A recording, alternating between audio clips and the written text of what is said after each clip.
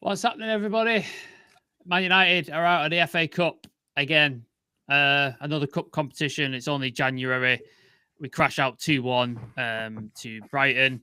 Quite a disappointing game from my sort of perspective. Shea Lacey with a silly red card at the end. Sesko trying to save it with a goal at the end. But Danny Welbeck coming back to haunt us yet again. Chivy, were you still emotionally disconnected from United, or did that feel a bit different? Yeah, that felt different. It's a disappointing result, to be fair. But I mean, it wasn't the best performance, but No. then I was encouraged by the performance. If anything, it's the players seem to play with a little bit more freedom. I remember when we're chatting in the group. Um, I was like, I'm not sure about the midfield. Like, I just didn't feel the chemistry. But I wasn't like complaining or anything. But like, I don't know. It's there's a lot to be optimistic about as far as I'm concerned. At least for myself. There just seems to be more freedom, more attacking intent, more chances created. Players seem to have more creativity. And I like the way Fletcher makes his substitutes. Like he always goes for it. It's not a like for like sub. Yep. It's not another defender coming in. He's always trying to go for it. There's a bit of risk. We're a little bit more risky now. But it was just one of those ones where I think we just have to allow for the team to sort of gel, in the new style of play or whatever it is Fletcher is trying to do. And we were unlucky, like against Burnley, we're unlucky, and I think tonight again we're a little bit unlucky because Brighton didn't have that many chances to be fair, No. but they were just more clinical in taking their chances. So fair play to them. Yeah. I felt going forwards, like you said, there was some encouraging signs. Like there was quite a lot of link up play. I think Ben Sesko was getting on the ball quite a bit, which was nice. There was a lot of through Mm, balls. I just think defensively we look very naive. We look very not tight on defenders, not closing people yeah. down, allowing a lot of space. The first goal, like you said, Chivy, we were dominant for most of the game. Like had most of the possession, had most of the chances. Hmm. Brighton come down the end. They pick out that our right hand side, their left hand side where Dallow is. They get cross in and it goes past one Brighton player who's got nobody on him. It goes on the head of another Brighton player who doesn't have anybody on him. Goalie makes a save, and then not Ruta, Gruder, Crowder is Gruder. has nobody on him, and he puts it in the back of the net. And I'm just like, why is nobody getting tight to any of these players? And it's just so easy for Brighton. Like for me, it just looked really easy for them. Yeah, it did look easy. Let's not forget the way they worked the ball up the Yeah, yeah, pitch. It was, I mean, yeah, they worked it from their from their half. Like really, it was a really good goal. I was impressed. But then like this game, right? I didn't want to do any nitpicking.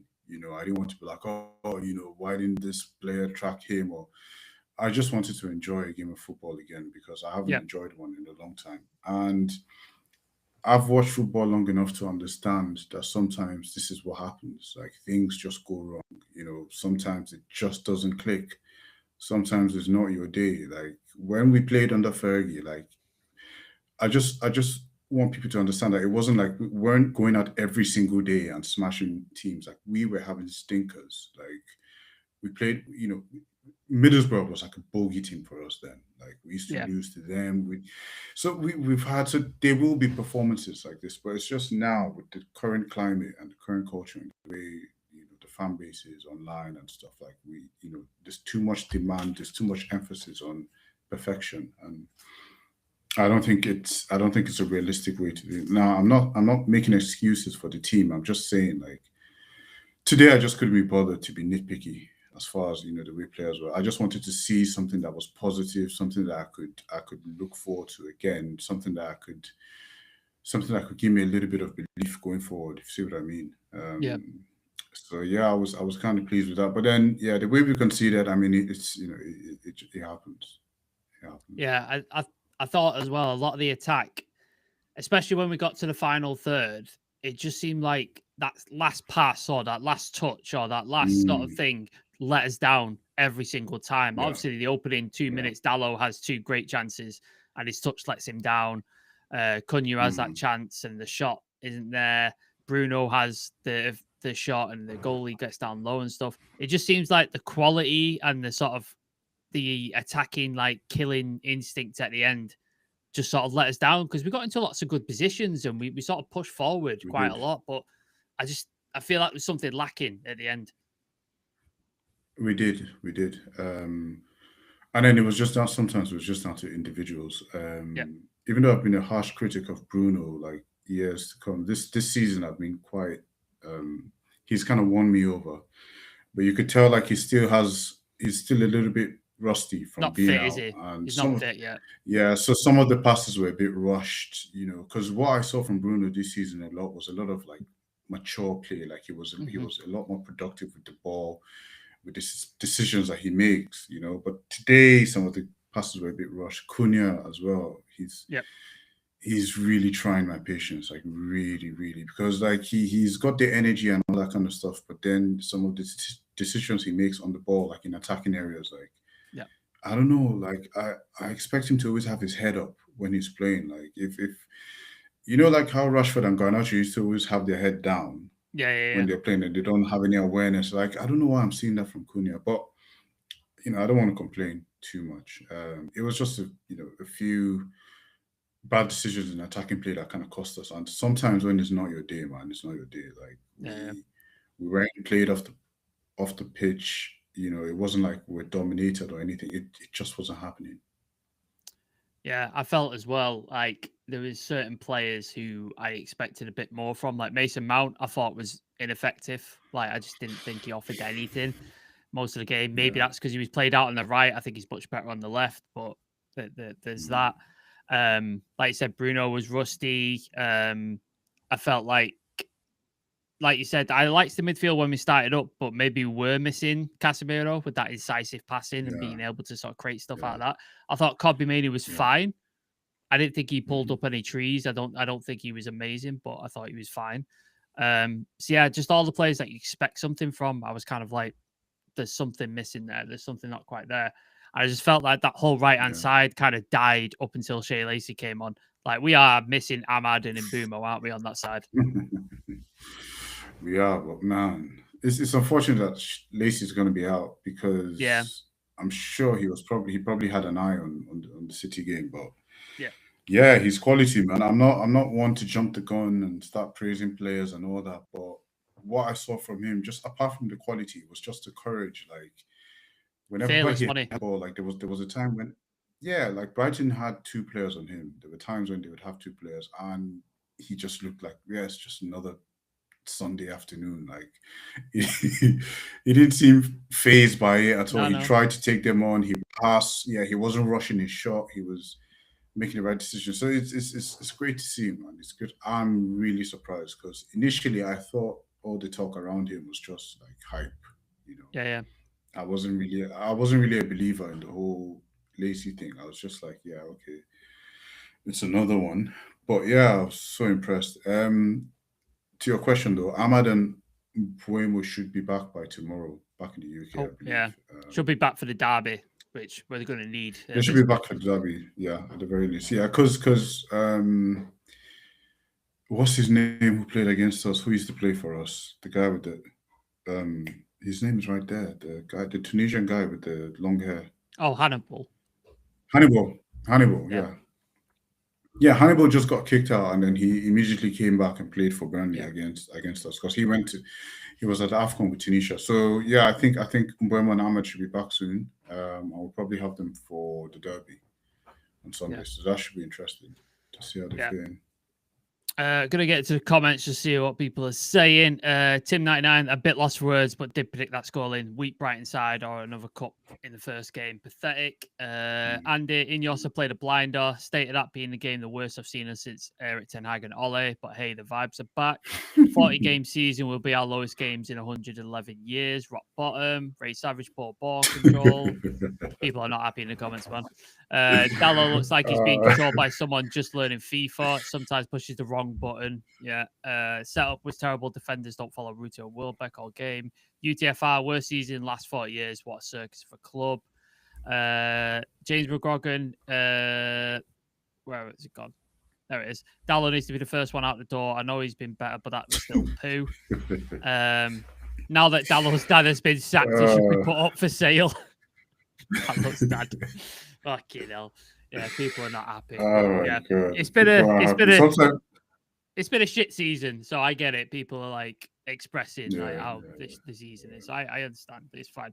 But just a touch on the Shea Lacey. The red card's just silly, isn't it? Like, it's just a silly fucking. It is, but it was, But I hate. It is. I know by the rules. I've hated that rule. Yeah, I've always hated that rule. Like, it's football is a passionate game. Like, you expect, and he's 18. Like the ref could just like he's 18. Just let it go. Like, let it. No, but he had to. As soon as he did it, I knew it was a yellow. But for me, like the rule in general, like. He's not being abusive to the ref. He's just slamming the ball into the ground. Like it does. It's a victimless crime. Like it hurts no one. Yeah. When players slam they're passionate. Like they're not robust. I've never really understood that rule, man. Like it doesn't make sense to me. And well, he's gonna have to learn the hard way, really. So, it's a lesson for the 18-year-old man. Like he's gonna have to sort of deal with it, but that means he's out of the derby, unfortunately. Which it's I feel really bad for.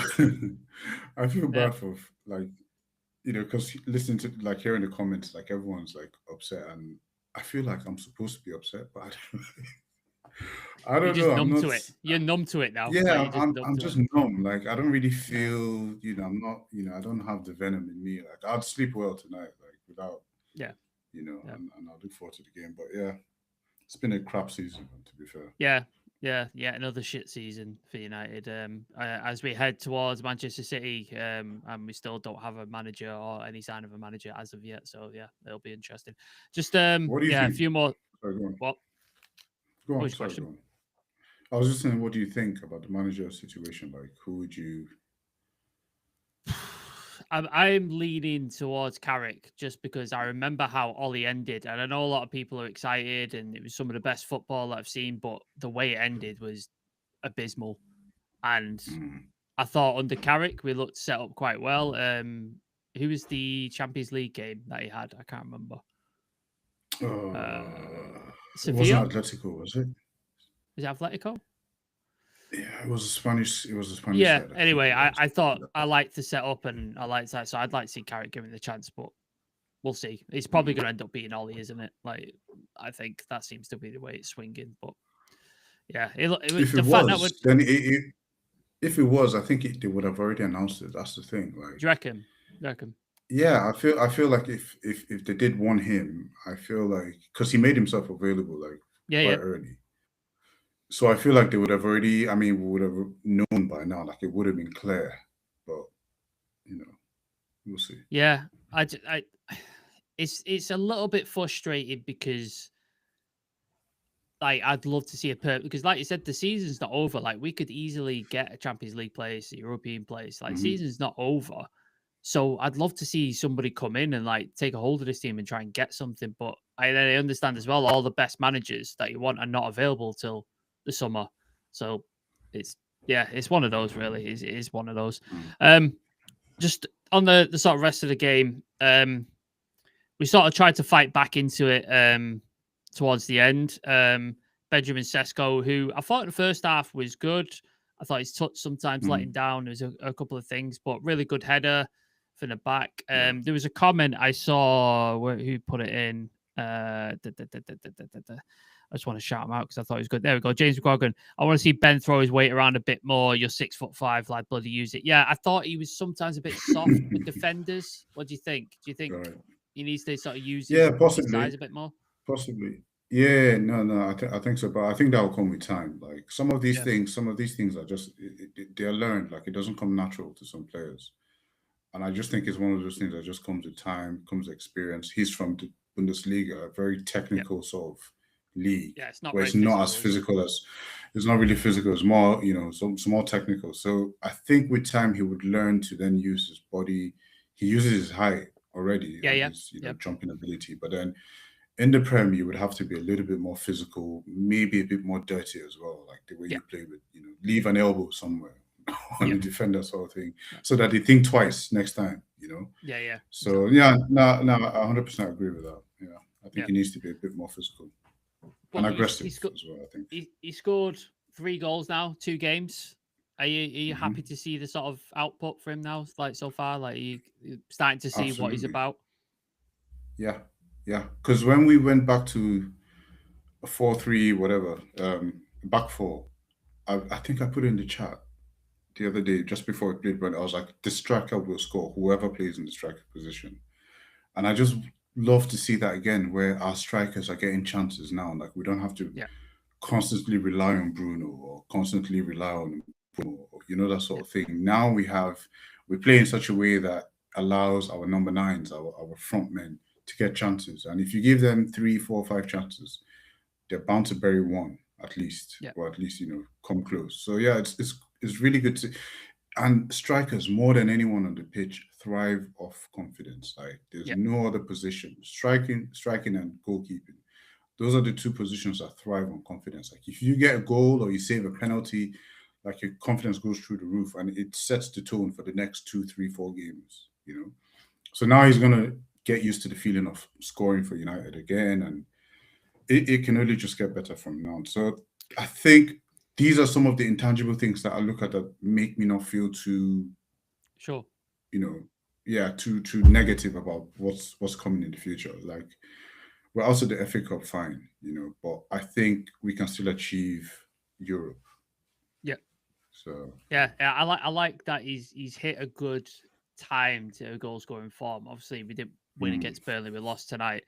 But you're thinking, going into the derby against City, you want Sesko full of confidence, and he scored a few goals, because then, say a chance does fall at City, you want him to be able to bury it. Whereas if it was a couple of weeks ago where he's not scored in, he falls to him, yeah, and then he might not put it in the back yeah, of the net. So it's a good time to sort of have it there.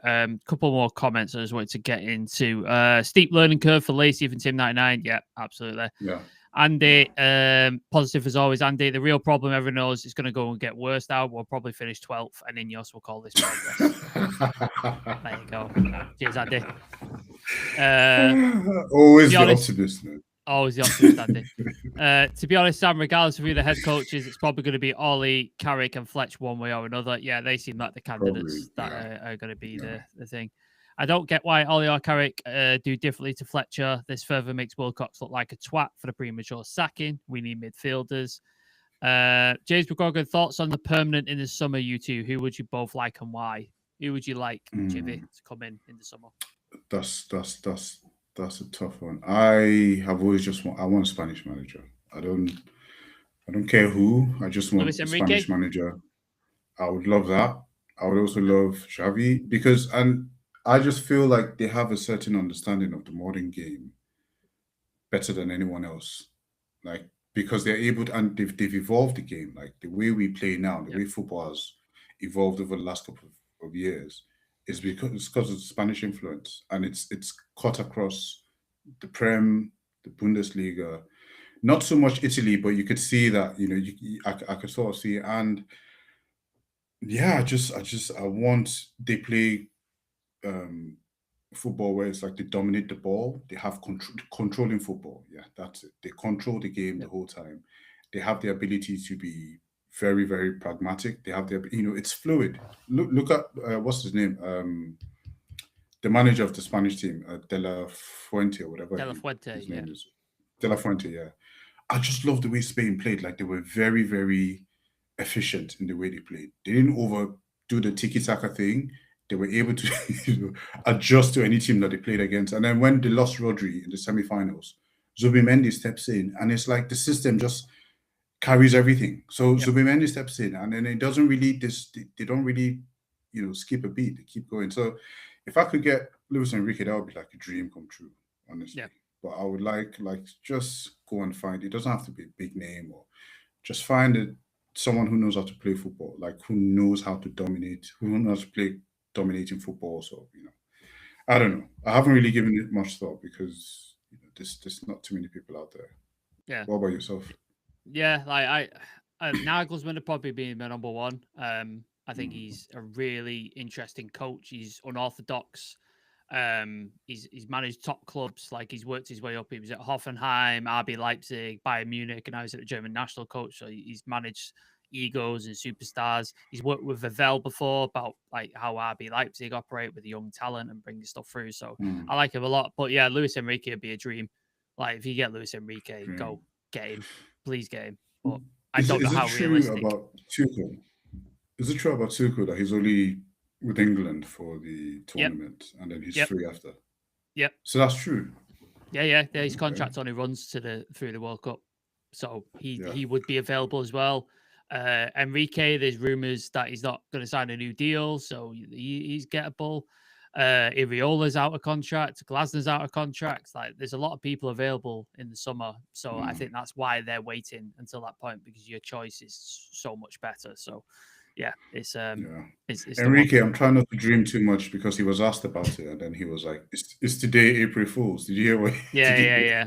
I was like, "Oh my god!" I was like, "I wish I didn't even read that." Like, don't ruin my dream, Lewis. Don't ruin my dreams. Spanish coaches are years ahead of everybody else. That's from Nath. Reina, Xavi returned to Barca in their shit era, took them back to a title-winning team, knows how to use the youth. That's true.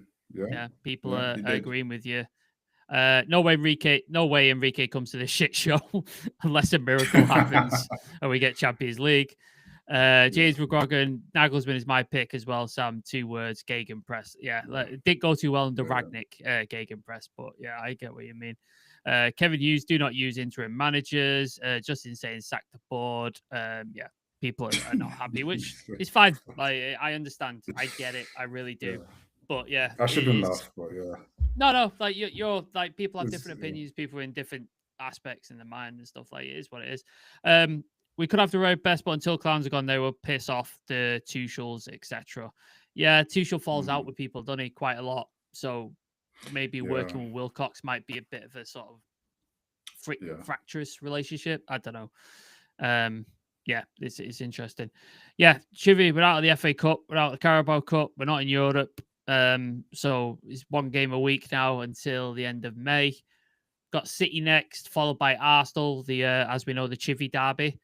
Are you even thinking about like winning any of those games, or are you just like see what happens and we'll go from the summer? Like, yeah, what annoys me is I think we might get a result against City, and then lose to Arsenal, and then what that does is that just gives them a bigger chance of going. I know they're like favorites already. Yeah. But then we're basically handing the title to them. We just hand it to them, which is even more annoying. But here's the thing about United, like especially this season, like we lose the games we're supposed to win. Yes. And we get results at games where we're not supposed to get results at. So you never know. That's the thing about United. Like, we're just so unpredictable. I don't know. I cannot tell you what's going to happen. No. You know, we've got a different system. The players are coming back. This loss might be some sort of, I don't know, what's the word, inspiration for them to go and play well against City. I think we play City at home, right? Yes. And then we go away so that might be a thing, right? And City haven't been exactly dominant against us. We've got quite a few. We've got some results, I think. If it's Ollie as well, he's unbeaten against Pep. Like, he's not lost to Pep, so there's that as well. There you go. Yeah. There you go. So but it's always Man United. Like, who knows? We could lose to Wolves, right? Yes. And then go and beat fucking Bayern Munich. That's absolutely. That is who we are at this point. Like, just drawing against Wolves, drawing against West Ham, losing to Everton, 10-man Everton, and we've beat Liverpool at Anfield this season. Yeah. Like, make it make sense. Well, we lost to Grimsby. Yeah, exactly. Like, I don't. It's just, this season makes no sense at all. It just doesn't make any sense. But people, I'm good to see people are having fun in the chat due to like gallows humor. Ray Savage, Gary Neville is my pick. I mean, I hope you're joking. James McGogan, sad that you want Nagelsmann before Amrim. Yeah, I did. We spoke about that, James. Yeah, I remember that. It is, but it is what it is. Someone said Wayne Rooney, and someone else commented he's going to get match of the day relegated to BBC Two.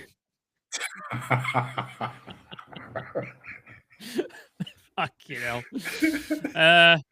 Just saying big Sam to the end of the season. Oh my God, it's just falling apart now, isn't it? The light switch will turn on against City with everyone going Ollie's at the wheel. Then Arsenal will remind us how far we are away from being a serious club. Yeah. Not Ollie, Carrick or Ruud van Nistelrooy, but not Ollie. What's he doing these days? Jesus Christ! Sam Allardyce doing the Uber Eats adverts, I believe. I think that's what he's doing. Oh yeah, he is. I think. Yeah. Ollie lost loads to Pep. He just managed to get more results than any manager we've ever had. Yeah, it is what it is. Like, oh no, but to be fair, let's reminisce on that. Ollie, the first cup. Come on, man. I remember I was calling him the mayor of London because we beat Chelsea, we beat Spurs. Like every time we went to London, we'd win. Yeah. And I was just like, I don't drink that much, but then every time we played, like I would just get absolutely pissed and just. It was the vibes. Yeah, the vibes. The vibes are amazing. Those first few games, like and then what was the reality check? Yeah, then the reality check was Arsenal. It was Arsenal because we played. Yeah, because we beat PSG away, and then it was just like we'd won, and then we had to play Arsenal in the FA Cup after that, and then they just looked like they were on a hangover, like, and then when I lost, it did. It did. And it was honestly, like a shit Arsenal team as well. Like, honestly, that PSG result did stuff to me because I was convinced we were going to win the lot. Because weren't we like second in the league at that point as well, and just like fucking just like we've Marcus Rashford with balls of steel taking a penalty that arguably probably shouldn't have had, but it is what it is. I was on another level at that point. So it's just, it's a very weird feeling to go back to that now. Like we're going back to that guy, which is interesting. So long ago. It feels long ago. It definitely feels long ago. But yeah, we'll wrap it up there. Everybody in the chat, thank you so much for joining us and making me smile and laugh because honestly, that's what we need at the minute. James McCoggan, at least I got Chivy smiling with a Wayne Rooney gag. Yeah, there you go. You did your job, James. You did your jobs. We're probably find out who the manager is this week, I imagine, before the City game. So that'll be interesting. Keep your eye on the socials. So as soon as we know, we'll let you guys know. Subscribe if you're new here. Like the video. Leave a comment as well. That's always nice to interact with you guys. Thank you for Chivy for joining me. Appreciate it, mate. Big up. No worries. See you all tomorrow. Peace.